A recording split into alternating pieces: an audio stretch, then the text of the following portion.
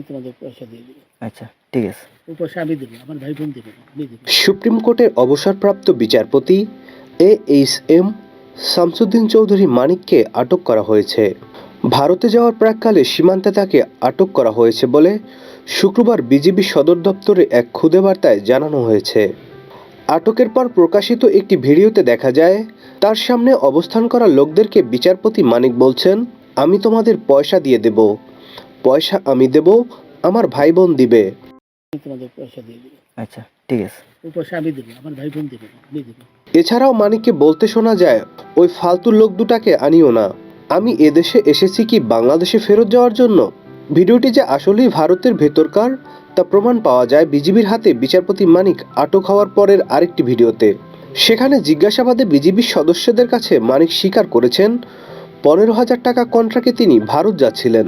আমি 15,000 টাকা ওদের বলছিলাম, ওইটা আমি দিছি। দুজন লোক ভারতের ভিতরে নিয়ে তাকে মারধর করে 60 থেকে 70 লাখ টাকা নিয়ে যায়। 60-70 লাখ। AHM শামসুদ্দিন চৌধুরী মানিক আপিল বিভাগের বিচারপতি ছিলেন। 2015 সালের সেপ্টেম্বরে তিনি অবসরে যান। এরপর বিভিন্ন অনুষ্ঠান ও টেলিভিশন টক শোতে কথা বলতে দেখা যায় তাকে। উত্তেজিত হবে। আপনি আমাকে উত্তেজিত করছেন। আপনি তো তাদেরই পক্ষের লোক বলে মনে হচ্ছে। নাদিম হাসান, চ্যানেল আই। প্রিয় নম্বর সেট করে বিকাশে সেন্ড মানি করুন ফ্রি।